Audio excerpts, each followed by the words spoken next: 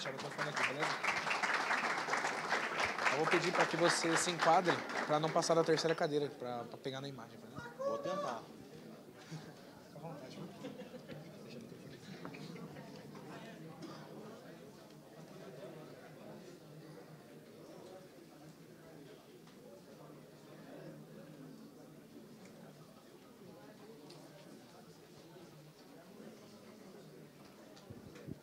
Sol. E aí, galera, bom dia. Bom dia. Sol, alguns rostos aí bem conhecidos, alguns rostos mais sem vergonha. Tem um escondido lá atrás, ó, o Pasquinel, safado. Tudo bem? Bom, galera, primeiro, obrigado por vocês estarem aqui para assistir a palestra. Sejam muito bem-vindos. Eu me chamo... Antes de eu me chamo, né? Nós vamos falar sobre não simule ameaça, seja uma ameaça, que é uma necessidade que eu venho percebendo no mercado tem um tempo. Tá? As pessoas confundem um pouco as coisas quando a gente fala de offensive security, né? A gente tem uma matéria que é grande, tem muitos detalhes. Então, você tem ali pentest, você tem operações Red Team, você tem Red Team, você tem simulação adversarial, você tem um montão de nome. Mas, no final do dia, eu sinto que o mercado mistura muitas coisas e que a gente acaba não levando da maneira que poderia levar o melhor proveito do exercício, tanto para o cliente quanto para o desenvolvimento dos próprios operadores, dos próprios caras que estão fazendo os exercícios. Tá? Bem, eu me chamo Oliveira, sou fundador da Hakai, trabalho hoje à frente do time de operações de Red Team, além de atuar com outras frentes. Nós somos uma startup, então, se precisar trocar água, limpar chão, eu limpo também. Sou um pesquisador aposentado, até ano passado, voltei a pesquisar agora. Então, já reportei falhas na Cisco, na Trend, na PP Dynamics, D-Link, etc. Estou no hall da fama da Trend e tenho uma caralhada de CV aí, porque eu sou velho. Então, já estou há muito tempo fazendo isso. Também já fui casado 4 vezes, o que me deixa extremamente apto a ser um operador de Red Team. Então, sei me adaptar bem às situações. Então, isso acaba corroborando com tudo. A gente tem uma agendinha aqui. Eu não sou um cara que me prendo muito nos slides, então prefiro ir falando, conversando. Então, assim, à medida que vocês tiverem dúvida, levanta a mão, a gente faz uma pausa e responde. Só vamos tentar seguir o tempo para o cara do tempo não zangar comigo, tá? Aqui eu trouxe um pouquinho do meu time. Nós somos os operadores de Red Team. E aqui eu já começo a falar um pouco das diferenças das coisas. Na Hakai, hoje, a gente tem 44 colaboradores, tá? Mas só essa galera que faz operações de Red Team. Por quê? A gente separa o que é pentest do que são operações de Red Team. Tá? Dentro de um pentest, a gente está ali focado em fazer as atividades, os testes, muito mais naquele contexto de amplitude. Então, eu quero olhar o máximo número de coisas num tempo de teste possível, achar o máximo de vulnerabilidades. Quando eu olho para operações de Red Team, a gente está focado em contundência. Então, o meu objetivo ali é simular o mais próximo possível a ameaça. E aí saiu o título dessa palestra. Estava tendo uma conversa no Twitter com o Dom, que é o fundador da MDSEC, uma empresa que eu tenho como referência lá da Europa. E aí eu comentei isso. Falei, cara, eu vejo que a galera está muito mais preocupada em simular do que ser ameaça.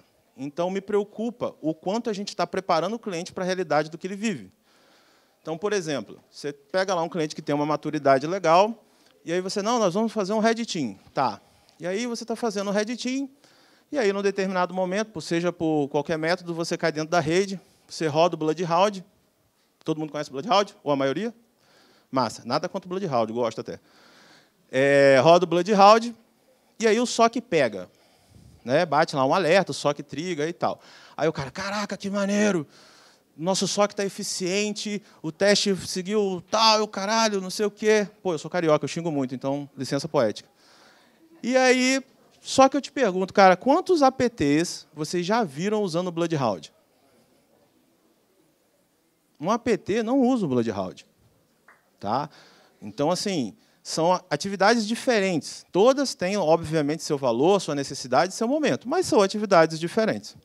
Tá?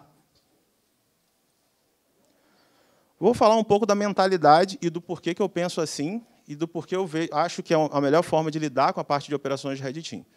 Esse contexto de operações de Red Team surgiu lá nas profundezas da história, em cima de um time da Marinha, tá? Dos Navy SEALs, mais especificamente falando. você tem hoje um time de elite lá chamado SEAL Team 6. Todo mundo já deve ter ouvido falar em algum momento, num filme, alguma coisa ou outra. E eu gosto muito desse contexto militar. E o que acontece? Na época, houve um almirante que foi sequestrado dentro de solo americano. E aí o que acontece? O alto escalão ficou assim, cara, será que realmente a gente está preparado para lidar com terrorismo mais avançado, com uma galera que vem aqui e quer trollar o barraco mesmo? E aí escolheram um capitão, né, um chefe de uma das primeiras unidades do SEAL Team 6, para montar uma unidade que fosse colocar à prova a segurança americana dentro de solo americano. E essa unidade se chamou Red Cell. E aí depois procurem na internet, leiam a história, tem várias versões e tudo mais. E aí o que acontece? Esses caras coordenaram tantas operações, tanto em bases em solo americano quanto em bases em solo estrangeiro, que os caras sequestraram o Air Force One, os caras entraram em bases militares e colocaram supostas bombas, os caras pintaram. E aí ficou muito claro que você só sabe mesmo se a porta está fechada se você tentar abrir. Não adianta você achar que você está... Não, eu estou preparado, meu SOC é bom, eu tenho EDR, eu tenho DLP, eu tenho isso, eu tenho aquilo, mas como que você coloca aquilo à prova? Como que realmente você vai estar ali testando aquilo e trazendo o desconforto para o seu time? Porque a gente só cresce no desconforto. Né? Conheço caras que botam DLP e pensam assim, não tem como se filtrar dado, não. Aí o cara se filtra via DNS e o DLP não vê nada. Não serviu para nada. Aqui a gente tem uma citação, tanto uma matéria do Times, eu acho, do Washington Post, falando um pouco desse time e falando do porquê que esse time se perdeu. E aí eu já entro numa outra dificuldade. Esse time teve algumas operações que eles passaram, digamos, um pouco do limite. Tipo, sequestraram um cara, torturaram um cara para poder obter acesso onde não devia. E aí eu acho que exagerou um pouquinho, né? E aí o resto vocês imaginam, né? Corte americana, pá, aquela merda toda. Pô, não pode nem dar um tapa no cara e tal, por sacanagem. Enfim. Então, isso também corrobora para a gente. Porque pensa assim, se eu estou fazendo um exercício de Red Team, também é difícil eu tratar isso com o meu cliente. Porque, para um APT mesmo, o APT não quer saber se o CFO vai ficar chateado se eu pegar ele num spear phishing. Ele quer que ele se dane. Só que, como que eu explico isso para o meu cliente? Como que eu coloco na cabeça dele? Pô, mano, você vai ter que desenrolar com esse cara aí. Pô, mas o cara tem um ego do tamanho do planeta. Tal. Então, tem toda essa dança para fazer. E aí a gente entra um pouco no que é um projeto de RedOps e como ele costuma funcionar, como eu costumo estruturar isso. Tá? Um projeto de RedOps ele está muito ligado a tempo de projeto. Então, assim, não dá para fazer uma operação de Red Team em 1 semana, 2 semanas. É um contexto muito maior. Eu preciso fazer o threat modeling do alvo, eu preciso entender quais são os pontos críticos para ele, e eu preciso entender também a essência da parada. Não existe Red Team se não tiver Blue Team. Tá? Eu sei que tem uma rixa de anos aí, a galera... Não, a gente não... Cara, isso não funciona. A única função do RedOps é melhorar os processos de monitoramento, detecção e resposta de ameaça. Porque ser comprometido ou não é questão de tempo e de foco. Você vai ser. Porra, a minha empresa é pica, gasta... Vai ser, cara. Se o cara quiser, alguém vai cair num phishing, alguém vai dar um mole, alguém vai levar um pendrive, alguém vai fazer uma merda. Então, assim... A gente tem que ter esse primeiro entendimento. E se eu preciso trazer essa maturidade para o Blue Team, como que eu faço isso em 2 semanas, onde eu tenho cenários que o cliente pode usar um EDR da Crowd, outro pode usar um Silence, outro pode ter o Sentinel. Cara, não existe um bypass universal. Então, assim, cada operação é um contexto diferente. Então, eu preciso me preparar para essa operação, estruturar todo esse processo de operação e acordar com o meu cliente qual o objetivo dessa operação. Então, tem clientes hoje que eles vão pedir assim, olha, eu quero testar minha resiliência frente a um atacante que queira obter acesso à minha rede interna. É um objetivo. Pô, mas eu quero testar isso muito além de só obter acesso interno.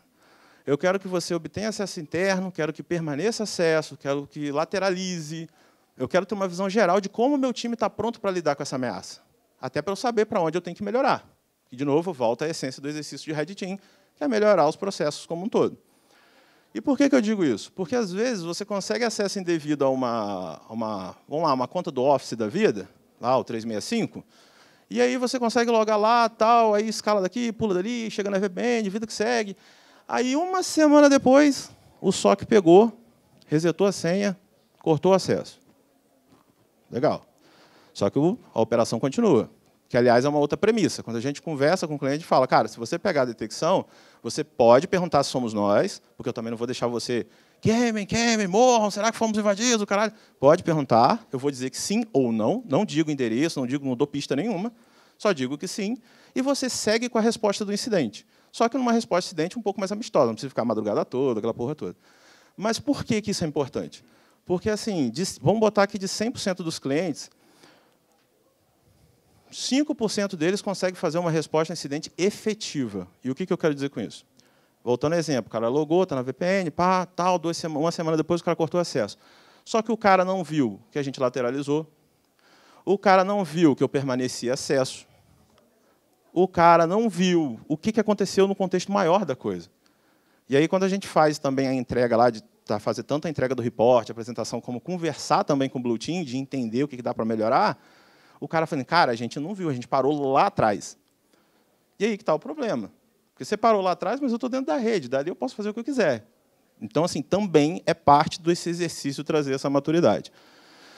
E aí, é como eu digo, é um exercício grande, leva aí de 160 a 320 horas, é um projeto de um mês ou mais, às vezes leva mais, e tem a dificuldade do mercado, né? E aí, assim, gente, eu não sou muito didático, politicamente correto, eu falo o que eu penso. Então, às vezes, é muito difícil você chegar no mercado e falar assim, vou fazer uma operação de Red Team e o prazo estimado são 4 semanas. Aí o cara olha para você, não, mas eu tenho um concorrente que faz em 1 semana. Não é a operação de Red Team. Não tem como fazer. Tá? O cara pode ser a lenda, pode ser o Pasquinel, que é o bichão, mas não vai fazer. Tá ligado? Não adianta, é complicado. Então, assim, tem um pouco dessa diferença e fazer o cara entender que ele tem que comparar pera com pera, banana com banana. Eu falei, cara, qual a atividade que você quer? Você quer um pentest? Você quer uma simulação adversarial? E aí tem outros contextos de Purple Team, TTPS, que a gente não vai entrar hoje, mas, especificamente, existem outras formas de ver. Tá? Bem, dada essa introdução, alguma dúvida ou alguma consideração? Pode gritar aí, moçada. Não? Então, simbora. Eu tenho medo que eu pergunte isso para minha esposa. Amor, tá tudo bem? Ela fala, tá. Eu sei que não tá, tá ligado? Aí eu abro lá, como diz, tem um vídeo no YouTube que eu vi, o cara fala assim, abre a caixa do hoje. O que eu fiz hoje?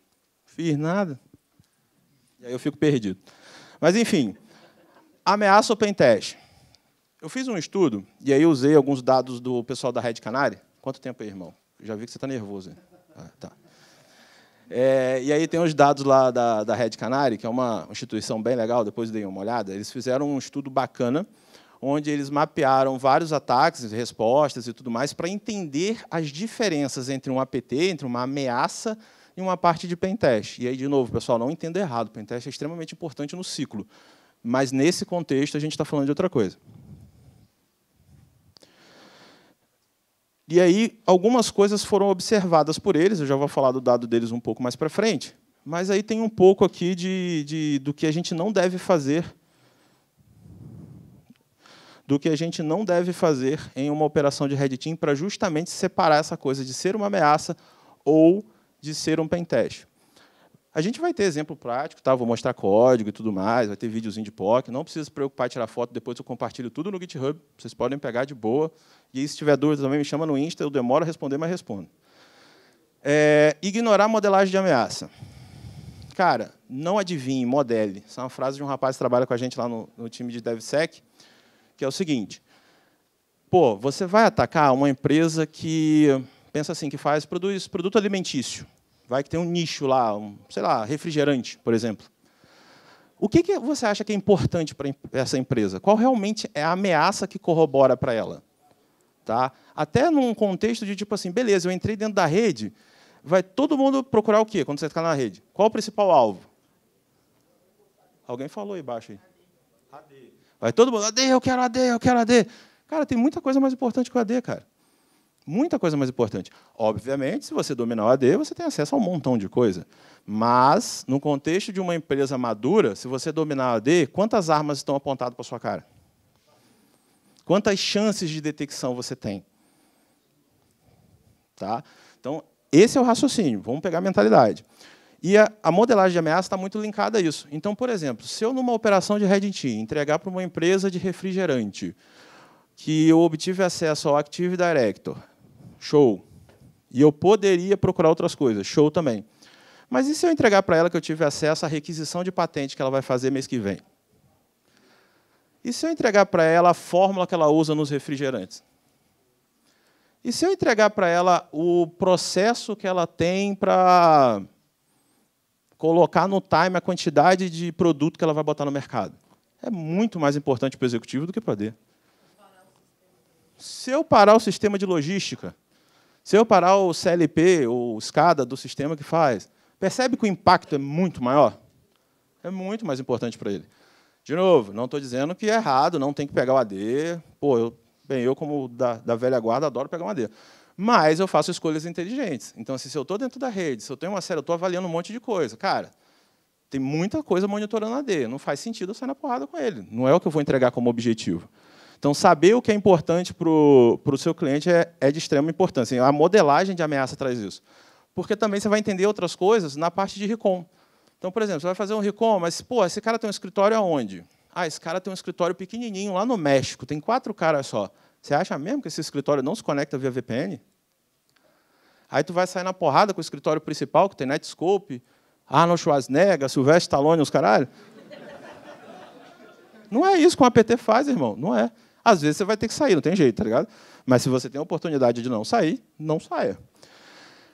Não conhecer as tecnologias de proteção. Porra, mano, isso é coisa de velho. Eu já tenho 40 anos, 20 anos desse troço, mas eu vou falar. A galera está com a mania de rodar ferramenta, que me dá vontade de desistir da vida. Meu irmão, você tem que entender o que você está fazendo. Porra, cara, como é que você vai permanecer acesso na AWS se você não sabe o que são as rules, como é que funcionam os secrets, ou na Azure? Você sabe como é que funcionam as políticas da Azure? Teve um cara que onou uma parada lá, aí, tipo, pô, cara, tomei um drop de política. Eu falei, e aí, e agora? Porra, não dá para entrar. Eu falei, por que não? Porra, vou contar um segredo para quem não sabe. As políticas de segurança voltadas à Azure, por exemplo, elas são aplicadas, na sua grande maioria, em device. Então, o cara aplica em Mac, Windows, Linux. Normalmente, ele não aplica para iPhone, por exemplo. E isso é separado dentro do Azure AD. Aí, o que você faz? Leva o seu alvo de phishing para o iPhone. Escaneia esse QR Code aqui, querido. Loga aqui, meu irmão. Entendeu? Pronto, vai, passou. E aí? Mas como que você vai saber isso se você não sabe como a Azure funciona? Ah, eu vou bypassar, cair lá, que tem uma coisa que eu também fico pistola. Às vezes o cara vai no LinkedIn e bota assim, bypassei o CrowdStrike. Aí, beleza, eu vou lá olhar, o cara executou a shell, abriu. Mano, na boa mesmo, o CrowdStrike está cagando pro seu artefato. O CrowdStrike, a joia da coroa dele é trabalhar com o que vem depois. Então, assim, eu brinco que o CrowdStrike é um malware com esteroides, é bombado. Ele hooka quase todas as funções do Windows. Então, assim, conseguir a sua shell é mole. Agora, vai lá, toca no L-Size que eu quero ver. Executa outra ação para ver se ele não vai te pegar. Então, essa é a grande questão. Para você ser um operador de Red Team, você precisa conhecer do que você está fazendo. Na verdade, na minha opinião, para tudo. Mas, para ser um operador de Red Team específico que a gente está falando aqui, você precisa saber o que está acontecendo. Você precisa saber o que está lá do outro lado, como que funciona. Ser precipitado, o famoso precoce. Vai sofrer com essa porra aqui. Isso aqui é o seguinte. Vamos supor. O cara foi lá, porra, marotão, fez um phishing, usou o famoso Evoldinx lá que todo mundo gosta, pegou os tokens de sessão, pá. Beleza. O que você faz quando você pega isso? Alguém quer chutar? Não, ninguém quer chutar. Então, vamos lá. Você pegou os tokens de sessão ou a senha, geralmente, pelo que eu vejo da maioria da galera, a galera loga, certo? Você vai logar, vai minerar dado, vai fazer data mine e tal. Só que você nem se preocupou, mano, de saber de onde é o maldito que você comprometeu. E aí, qual o problema disso? Se chama Impossible Travel. Tem um controle da Microsoft, principalmente, que se você for de São Paulo e logar de Minas, ele vai alertar. Ele vai alertar, o SOC vai pegar, vai resetar a cred, e você vai perder não só o phishing, como toda a estrutura que você montou para fazer o bagulho. Não serve para porra nenhuma. Então, calma é precisão, precisão é velocidade. Como diria lá o Capitão Nascimento do Tropa de Elite, assim, pode estar o pau quebrando, o mundo está acabando, o teste está difícil, o tempo está curto, você vai fazer as coisas com calma. Então, você pegou uma credencial, como esse exemplo, você tem que fazer um OSINT, você tem que saber de onde o cara é, o que o cara faz. Um outro exemplo real que eu posso citar é o seguinte, o cara pegou uma cred, fez uma OP gigante, logou. Aí, tipo, no final, ele pegou uma outra CRED e foi logar. Logou, foi detectado. E aí, por que ele foi detectado? A CRED da pessoa que ele pegou, ela entrou de férias um dia depois. Pô, Oliveira, mas como é que ele ia saber? Um dia depois, estava lá no Facebook. Praia, sol. A mulher queria descanso até do marido, tadinho. Tipo, cadê, cara, olhar, tipo, o que está acontecendo, cara? Tipo, onde essa pessoa está trabalhando, essa pessoa está de licença maternidade, o cara quebrou o pé e não está indo para você. Você tem que saber o comportamento que você está fazendo. É uma operação, não é um pen test. Ser detectado conta. Ter preguiça, e aí entra um contexto difícil, porque assim, quando você pega um cliente maduro que tem carcaça para fazer uma operação de Red Team, não é uma atividade fácil de fazer. É cerveja? É água? Ah, não, água eu não bebo, não. Não, estou brincando, Tinho. Obrigado.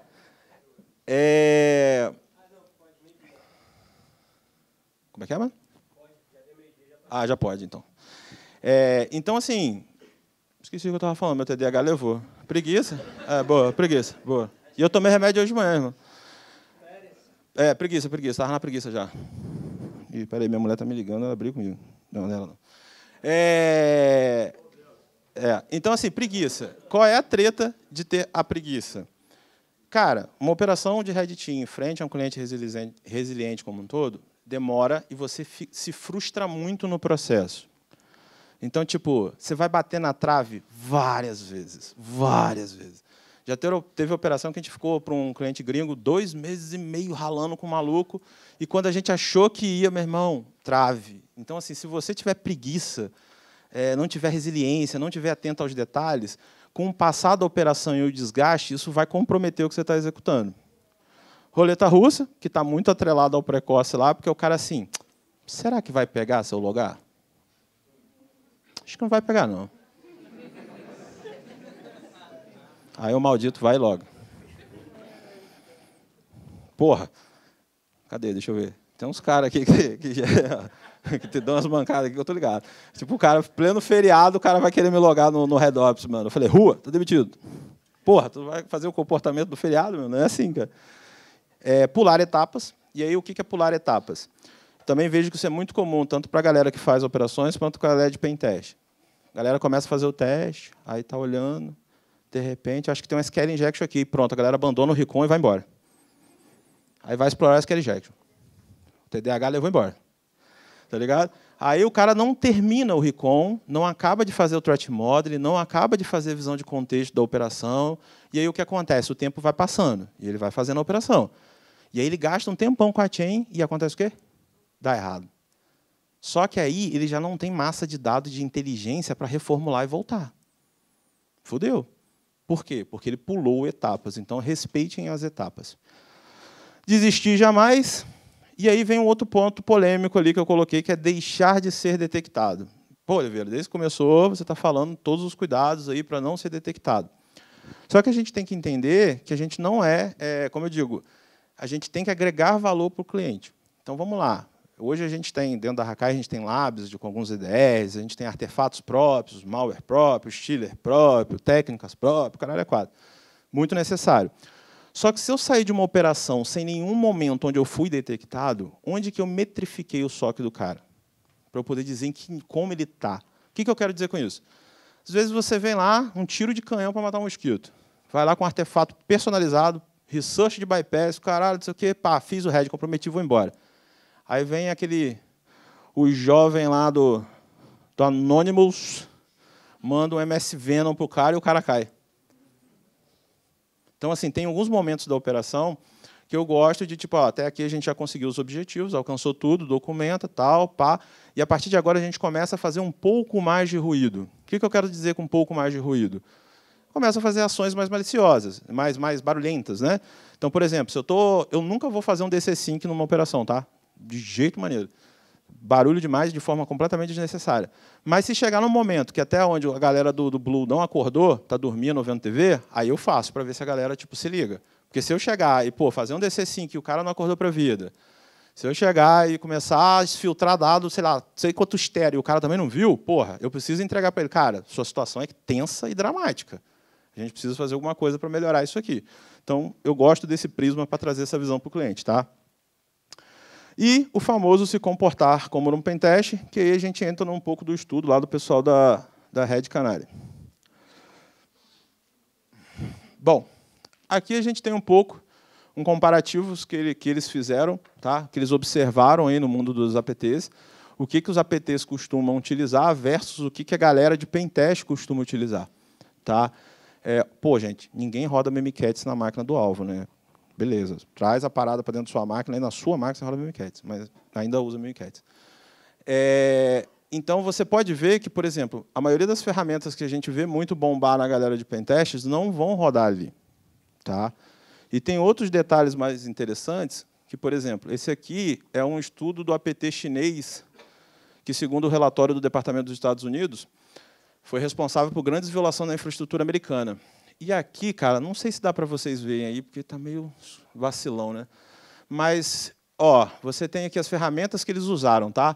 Você tem CertÚtil, você tem Meta, nem eu consigo ler o que está aqui. Deixa eu ver no meu computador que é melhor. Boa. Você tem CertÚtil, DNS CMD, Mecacab, NetUser, WMI, Xcopy, TaskList, SystemInfo, tudo que eles usaram durante esse APT. Tem alguma ferramenta de pentest aqui? É tudo coisa de sysadmin dos velhos. Agora os velhos ficam felizes. Cadê os velhos? Tá ligado? Aí, ó. É tudo ferramenta de sysadmin, bicho. Tá ligado? Não tem, você não vai ver o cara mandando tudo mal, até porque quanto mais coisa você manda para a máquina, mais chance de ser detectado você tem. Então também não faz sentido. Então, assim, a realidade da ameaça, ela destoa muito do que o mercado tem adquirido e praticado. Não é isso, a ameaça não é isso. É por isso que, às vezes, quando o cara pega um APT, ele dança fácil. Por quê? Porque ele não está acostumado a detectar aquele tipo de coisa. Boa. Aqui também tem um pouco de um timeline. Tá? Qual é a ideia aqui? Isso aqui é outra coisa. Você entrou dentro da rede, e aí junta com aquele vínculo lá do precoce que eu falei, o cara está dentro da rede, o que acontece? Às vezes ele já tem lá um script.py com o ChatGPT, feito com o ChatGPT, que ele dá um enter e roda tudo na rede. Porra, aí você fica com um timeline desse aí. A execução de comando nesse timeline. Se você olhar aqui, sei lá, em um espaço de 1 minuto e meio, ele rodou tudo e mais um pouco. Qual o problema disso aqui? Você cria um comportamento para a entropia de alguma ferramenta te detectar. O Threat Hunt vai te pegar com força. Lá ele. Quando você traz para um APT, que, de novo, está uma merda, a culpa não é minha, desculpem, você já tem uma diferenciação muito grande de horário de ações dos caras. Os caras se preocupam até com isso. Então, assim, em determinado momento ele está executando a persistência, aí passa tipo 1 hora, meia hora, ele faz ali a parte de discovery, aí daqui a mais um tempo, outro dia ele faz outra coisa, e ali ele vai dificultando a vida do cara que está do outro lado. E isso também conta. Porque, no final do dia, eu preciso preparar o cara para lidar com um cenário real. Dúvidas até aí? Quanto tempo ainda tem, mãe? Eu acho que eu corri muito. 15? Ah, dá tempo. Show. Bem, vimos sobre a diferença de uma operação e sobre pentest, vimos sobre o comportamento operacional das pessoas que estão executando, trouxe também um exemplo de uma operação, de um APT real que está usando, que usa e explica, e agora eu vou entrar numa coisa mais prática. Eu trouxe para vocês algumas técnicas. Não quero que vocês se prendam à técnica em si, mas o mindset, o jeito de pensar de cada coisa. Tá? O que acontece? Quando a gente fala de APT, como a gente viu, os caras usam muito recursos que já são disponíveis por natureza. Então, por funcionalidades de tecnologia. Não porque, tipo, eu vou codar a ferramenta mirabolante para usar. Existem casos específicos, tem muito APT que tem suas próprias estruturas, precisam ter. Mas, se falando de initial access, ali, principalmente, você vai ver o cara fugir o máximo possível. Porque pensa assim, se você cria um binário e precisa infectar alguém com esse binário, você já tem uma dificuldade, você precisa de um binário assinado. Então, você vai ter que dar um jeito de assinar esse binário. Tem várias formas de fazer isso, mas já é um dificultador. E se eu disser para vocês que a gente consegue fazer uma campanha de phishing, comprometer um cara com um binário assinado pela Microsoft, legítimo da Microsoft e usando toda a estrutura da Microsoft? Só que nenhum pegou isso até hoje, tá? Nem lá de fora.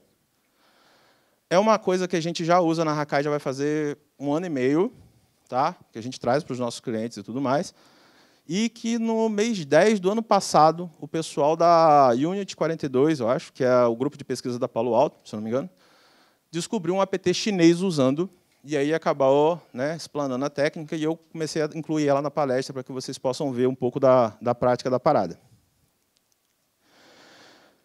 E aí, o título é bem sugestivo, né? A Microsoft te ama. Por quê? Porque eu vou usar ela toda para fazer a chain como um todo. O que acontece? Existe uma coisa chamada VS Code Tunnel. Todo mundo conhece? Não? Tem uns aí, um conhece aqui e outros não. O VS Code Tunnel foi criado, assim como criaram tudo para ser legal, para ser maneiro, para ajudar o desenvolvedor, para fazer um túnel, né? E o cara conseguia entrar num VS Code via web browser da vida e ali ele trabalhar remotamente. Só que, por que usar só para isso, né? Então, como vocês estão vendo aí, você executa o VS Code, que, aliás, tem um VS Code.exe, que é um CLI, tá? Bem bonitinho, e ele vai ali para a estrutura da VS Code, passando pelos túneis da Microsoft, e abre a conexão. Aí eu, na época, né, que o time foi uma pesquisa feita por mim e pelo Thiago, que hoje trabalha numa empresa lá fora, e a gente ficou, porra, a gente pode usar isso aí melhor, hein? Pode, vamos usar. Aqui tem um pouco de como ele funciona, o main dele, né, o help dele, tem algumas opções ali e tudo mais. Um pouco do que fica melhor ainda, do porquê que ele é bom, né? Então a gente pode dizer que ele é seguro para a gente por padrão, porque, cara, como é que você vai bloquear os túneis, os domínios da Microsoft? Você pega aquele cliente que usa Azure e, mano, o cara já não quer bloquear o que tem que bloquear, o que dirá o que ele não tem que bloquear. As URLs são as mesmas, são idôneas, né? Suporte para várias portas, você pode fazer saindo de qualquer porta que você queira. E, porra, o serviço tem disponibilidade global, mano. Você não precisa se preocupar com o seu C2, tudo hospedado por conta da Microsoft. E inspeção de túnel, dependendo do que estiver sendo usado, fica mais difícil de fazer. E aqui a gente tem um código mulambento de PowerShell, tá? Que vai baixar o vscode.exe, vai descompactar o vscode.exe, vai executar o logout ali, para garantir que não tem nenhuma sessão aberta, vai startar o processo do code.exe com os argumentos de túnel e o nome do túnel, e vai jogar isso para um TXT. E aí, por quê? Porque, quando você vai logar, ele vai te dar um token, um códigozinho de 8 dígitos, se não me engano. E eu preciso pegar esse token de algum jeito. Então, eu crio um TXT na máquina do cara e depois eu mando esse TXT para uma máquina remota. Nesse exemplo feioso, está viu o post do IWR ali, e aí eu pego isso. Para exemplo de prova de conceito, eu usei o interact.sh. Óbvio que numa OP a gente não vai usar isso. Ou a gente vai usar um domínio que já está quente, ou a gente usa um blob da Microsoft, alguma coisa desse tipo. Mas esse é um exemplo bem simples. E aí você pode me perguntar assim, pô, Oliveira, massa, bom exemplo. Mas, porra, mandar um PowerShell para o cara é zoado, né? Falei, concordo.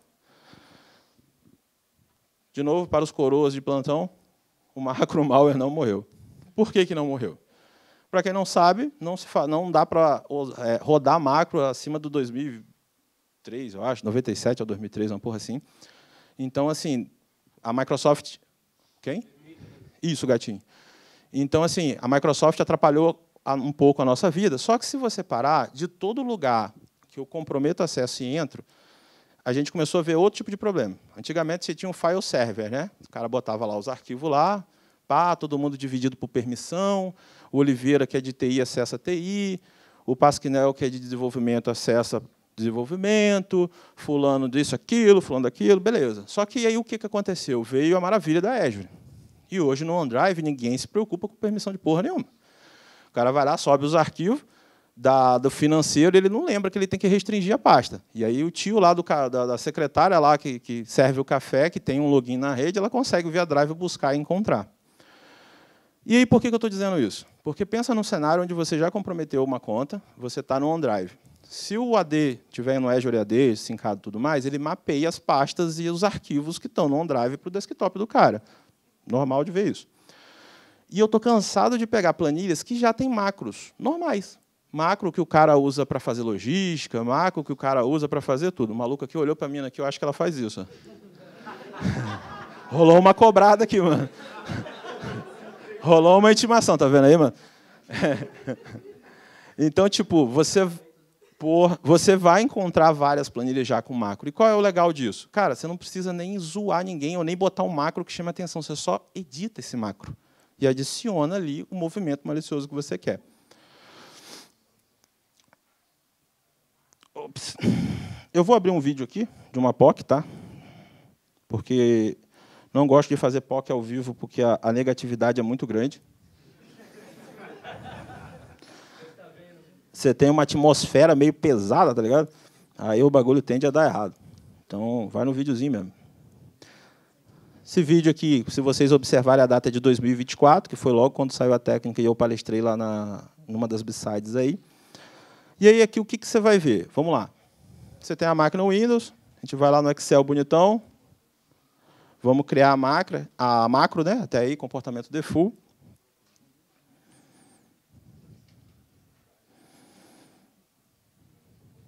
Tá. Não vou explicar o código todo, porque, como eu disse, eu vou fazer um post disso aqui no blog lá da Hakai e vou colocar tudo tintim por tintim, tá? Mas, para a gente não agarrar no tempo, eu vou só frisar duas coisas. O que eu usei de diferente nessa macro do modo malicioso convencional? Não muita coisa. Usei o ODB Stream, como eu marquei aí, e usei também o MS-XML, que é uma chamada de API do Windows para executar algumas coisas. Por que eu fiz isso? Vocês vão entender no próximo vídeo de POC. Mas, em linhas grossas, é para ficar stealth. Tá? Não uso PowerShell, usei tudo via CMD. Então, eu vou testando no laboratório o que é pego, o que não é pego. E aí, isso é uma outra coisa. Não dá para, de novo, não dá para fazer roleta russa. No meio da operação, eu vou mandar um artefato para o cara, não sei se pega ou não pega. Aí pegou, fudeu. Pode falar, campeão. Não. Eu vou mostrar depois. Eu trouxe um ao vivo aqui, mano. Eu tô doido para tomar um processo. Oi, pessoal. Tá gravando? Tá, né? Que merda. Enfim. Pois é. Então, beleza. Aí eu inseri lá, como eu falei para vocês, o macro. Vou salvar a planilha normalmente. Fecha a planilha. Abre lá. Vocês vão ver que não tem nenhuma pasta temp aí. E aí a gente vai habilitar o macro. Então, você pensa no dia a dia normal da dona Soraya, que chegou lá, abriu a planilha do financeiro, blá, blá, blá, habilitou o macro dela, ele já baixou, gerou lá o output. Tá? No caso aqui, a gente está autenticando via GitHub, então não sei se deu tempo de ver. Aí. Ele gera lá essa saída do GitHub com o token lá na frente, e aí ele manda isso, como eu falei, para o Interact SH. Obviamente que, de novo, numa operação eu não usaria Interact SH, ou um blob da Azure, um S3, qualquer porra que fosse menos stealth.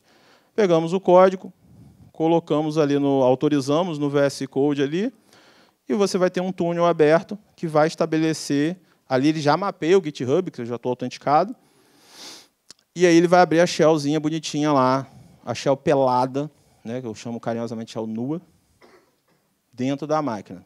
Beleza? Então, beleza. Aí aqui você tem uma shell dentro da máquina, o cara está infectado. Beleza. Daqui para lá, dê asas à sua imaginação. Você pode subir um proxy lá, que não seja pego, e trabalhar via proxy. Você pode surgir um agente de C2 que você já trabalhou melhor. A ideia é aqui. E, obviamente, qual é o primeiro passo depois que você consegue uma shell? Persistência. Meu irmão, conseguiu uma shell, primeiro tem que persistir o acesso. Tá? Esse é um outro detalhe importante. O cara fez OP, não, estou com acesso. Aí o cara começa, ls, d, nmap. Quanto? 3 minutos? Que porra! Caralho, tá vendo, né, gente? A culpa é do cara, vou ter que parar. Briga com ele. E aí vem um pouco da pergunta do que o Mano falou lá, tá? No caso aqui, eu usei o Crowd. Para quem não conhece, o CrowdStrike hoje é um dos EDRs que mais é vendido no Brasil, então você tem ele quase, porra, em 80% dos lugares aí. É um EDR muito bom, tá? Acho que ele trabalha muito bem, é bem chato de lidar para fazer os bypasses e tudo mais. E aí aqui a gente vai fazer a mesma POC, a mesmíssima POC. Então, para ganhar tempo, eu mostrei, o Cloud está instalado, o sensor dele, tá? Mostrei ali. Vou pular a parte do Excel, porque o mano ali está ficando nervoso. Beleza. Tudo aqui vocês já viram. Ai, caralho. Tá bravo? O cara cego é uma merda.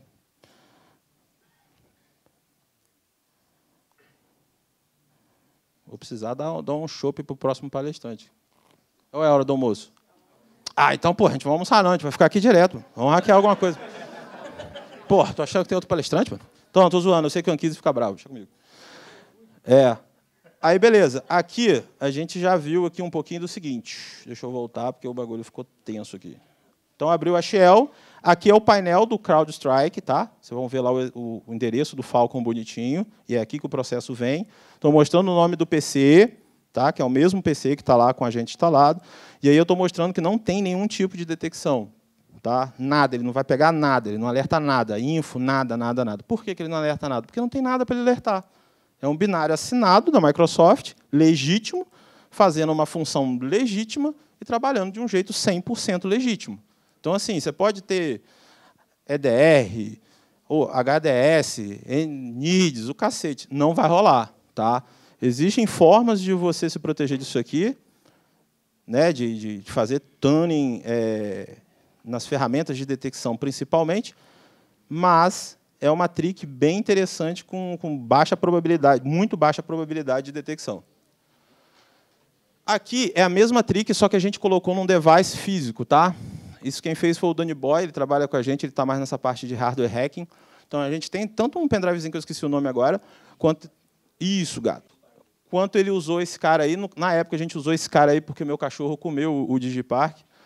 Aí... Estava meio em cima da hora, aí a gente usou esse cara.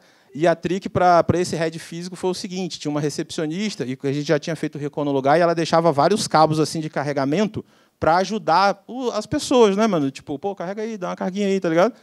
Aí a gente, pô, preciso dar uma carguinha aqui. A gente plugou, distraiu ela, bateu um bom papo com ela, e quando ela piscou, já tinha executado toda a mesma chain, tá, do VS Code, exatamente a mesma coisa, acionada de forma diferente, não via macro, obviamente. E ela rodou tudo, e aí abriu a shell e vida que segue. Tá, mais uma ajudinha aqui.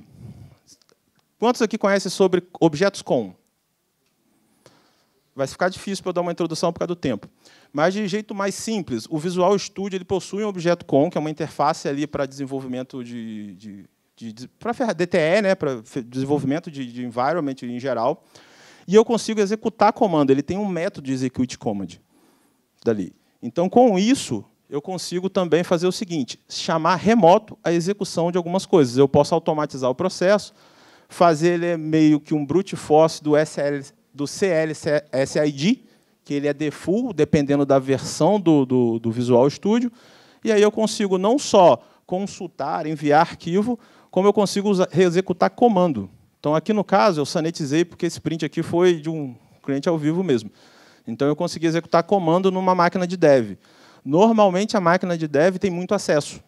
Então, assim, a restrição em cima dos desenvolvedores é menor, porque eles precisam trabalhar mais rápido e porque desenvolvedor é um bicho complicado, né, parceiro?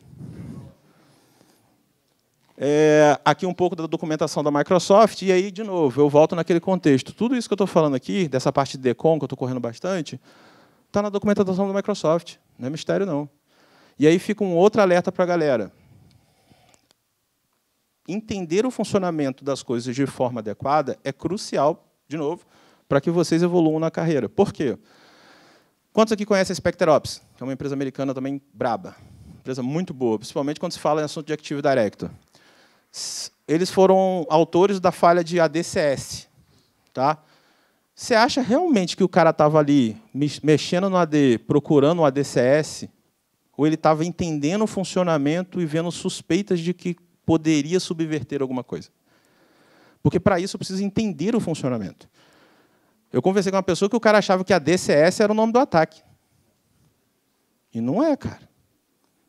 É a mesma coisa quando eu falo assim, você caiu dentro da rede e vai fazer a numeração do AD. Porque, né, todo mundo sabe que se você, usuário, com qualquer tipo de permissão, você pode fazer consultas ao AD, descobrir quem são os usuários e tudo mais, correto? E isso tudo é feito via LDAP, normalmente, certo? E se eu falar para você que tem um monitoramento de LDAP na rede, como que você vai colher essas informações? Não vai, acabou o teste. É aí que fudeu, tá ligado? Então, tipo, existe uma outra coisa chamada DWS, que é o Web Service, que ele encapsula as consultas de LDAP em outro protocolo.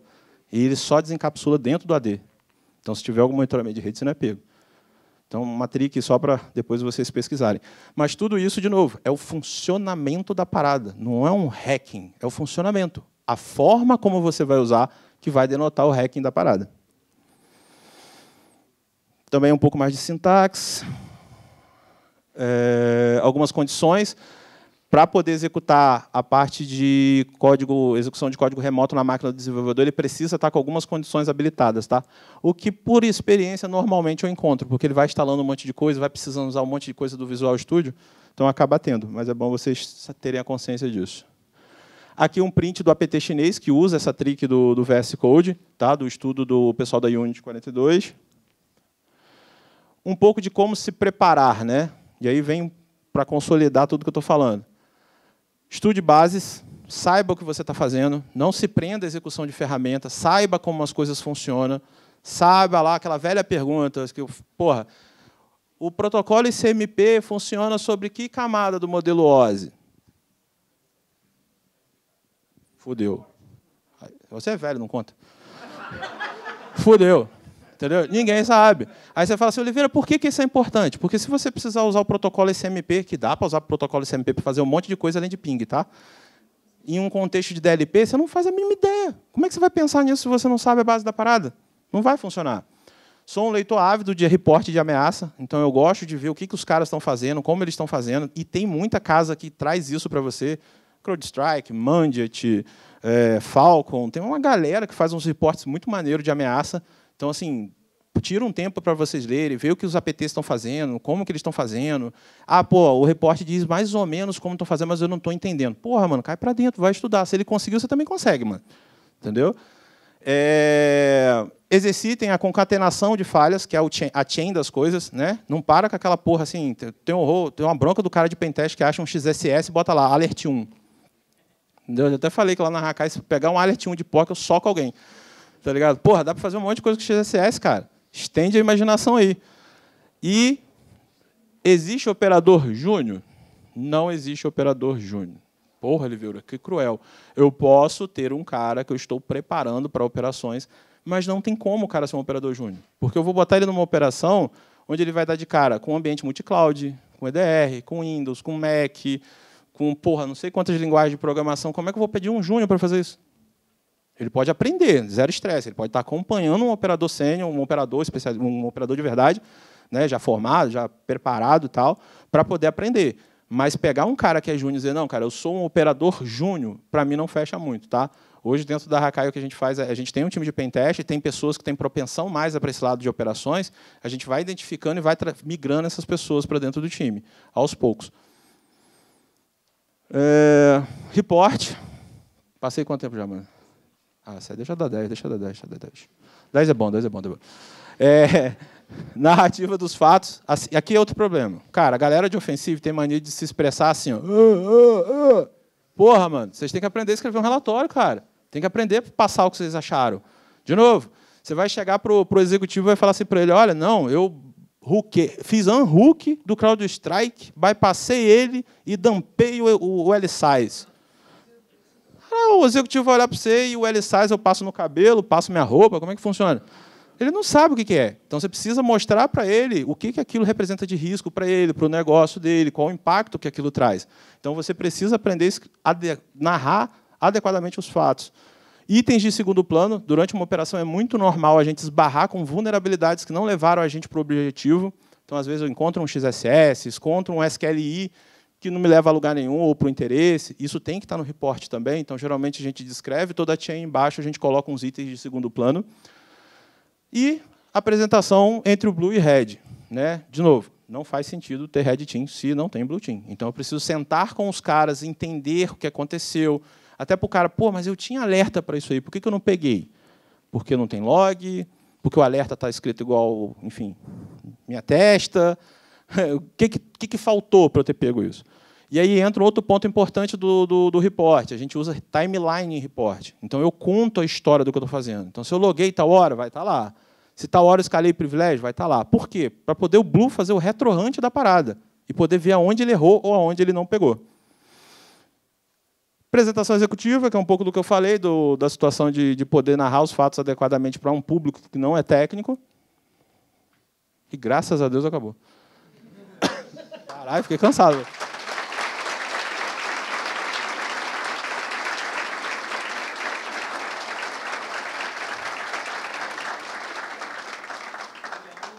Ó, vou ajudar o mano ali. Vocês estão liberados para o almoço, mas se alguém quiser fazer pergunta, pode fazer.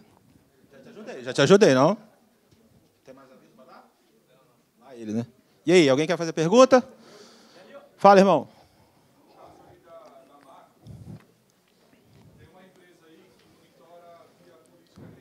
Chega para cá, galera. Quem quer fazer pergunta, chega para cá, que aí a gente bate um papo e a gente consegue liberar a turma. Mano, desculpa. Não, relaxa, relaxa. Depois eu preciso que você assine isso aqui, mano. Eu não. Eu transferi meu bem. Não é pergunta não, mas parabéns. Boa, irmão. Como gostou, irmão? Deixa eu apertar a mão aqui. Pô, que bom que curtiu, irmão. Porra, obrigado, irmão. Curtiu? Curti. Sou da FATEC de Araraquara, sou professor. Ah, lá com o pessoal do Chapéu de Palha? Ah, que da hora. Deixa eu fechar aqui para ninguém botar uma shell.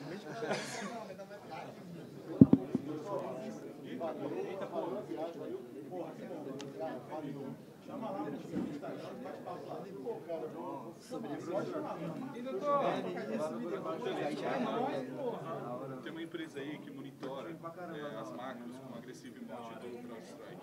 Monitora a macro ali para ver se você está fazendo uma chamada externa, linhas de código. Eu vi que você usou coisas stealth. Então, pode ser que essa empresa, a macro, o comportamento do CrowdStrike não pega a situação.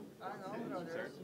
Para pensar na defensiva, eu poderia então também olhar essas chamadas de API que você faz dentro do macro para tentar detecção, ou já existe uma solução que vai detectar esse tipo de detecção para perceber são os falsos positivos. A gente tem que tomar. Esse alerta normal. Pensa assim, no fundo de uma você tem 1000 alertas, você não tem alerta nenhum. Beleza. Você consegue olhar. Pode ser que eu faça